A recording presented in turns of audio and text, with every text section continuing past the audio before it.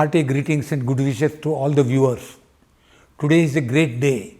Our country is celebrating 75th Independence Day, and we have decided, we have named it as Azadi Ka Amrit Mahotsav, and every Indian should feel proud. And at the same time, we have to remember our freedom fighters and our great leaders who fought for the country's independence, and we secured the independence. And at the same time, now we have to all forget our caste, creed and religion, and we must be united. Every Indian should be united, and we should work for improving the progress of the nation under the great leadership of our present Prime Minister Sri Narendra Modi.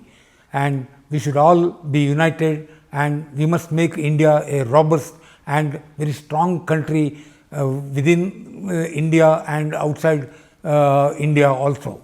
So I wish all the citizens all the best in the years to come.